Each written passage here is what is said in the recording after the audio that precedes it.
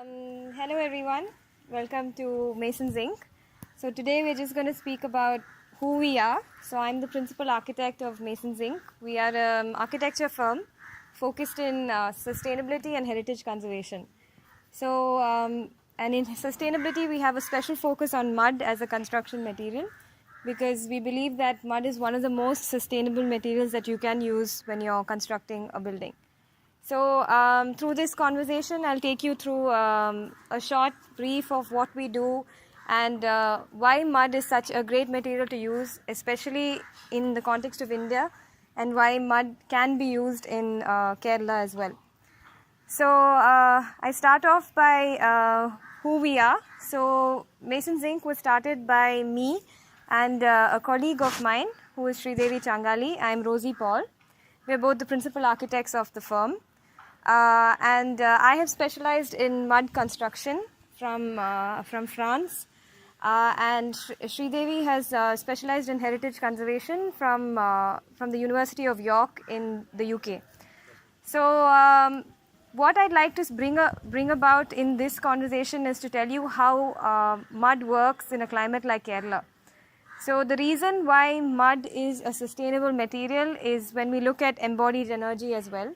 There are a million reasons why mud is advantageous to use in construction. I hope through our short conversation we can at least cover a few points. So starting with why is mud sustainable? So let's just talk a little bit about embodied energy.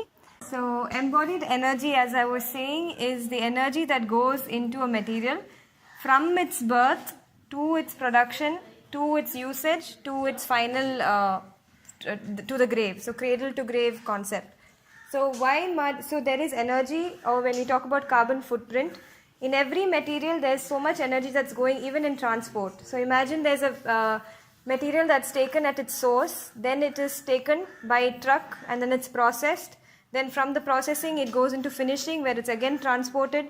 Then the finished goods is taken by truck or by whatever and brought to your local vendor or a big shop where you can go and buy. So it's taking into account everything from its birth to its death.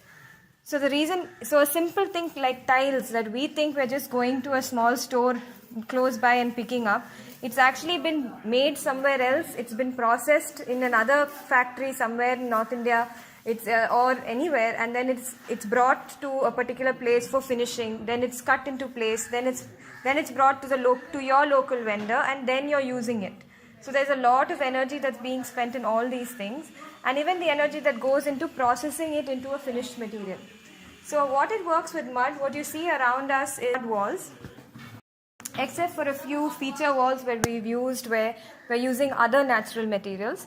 But today, since our conversation is short, I'm just going to focus on mud. So what's a good thing about mud is that all this mud is taken from within the site or just 5 kilometers away from this site itself. So we know exactly where the mud is coming from.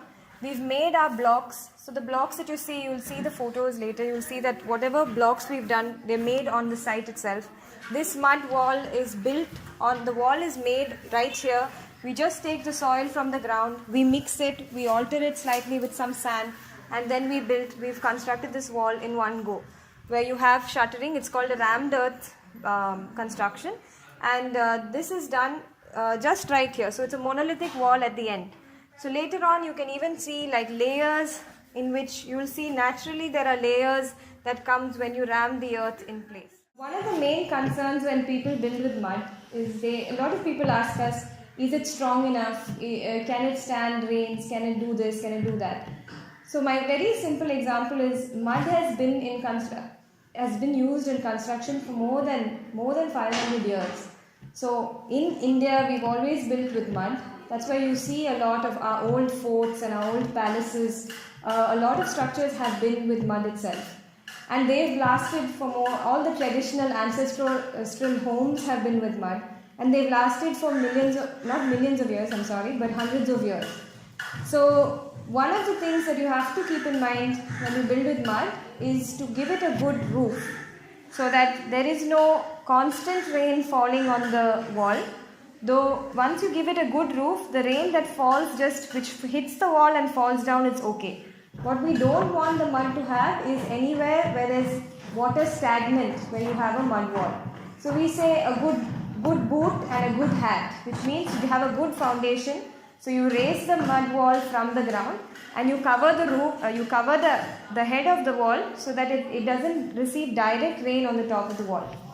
So now when it comes to stability, there have been mud walls that have been built for over 8 floors, and it has lasted all these years. It's very stable. Mud is so stable that you don't need columns to hold the building. So normally now everyone's used to a frame structure where you have concrete columns and beams. With mud, the bonus is that it's so strong that you don't need the columns. We do give beams because to make it earthquake resistant in our IS codes, Indian Standard codes, building codes, we are supposed to tie the building at different places horizontally so that it withstands the load of it withstands earthquakes. So that's the only place where we have concrete. The rest of it is all mud walls and it's strong enough to take the weight.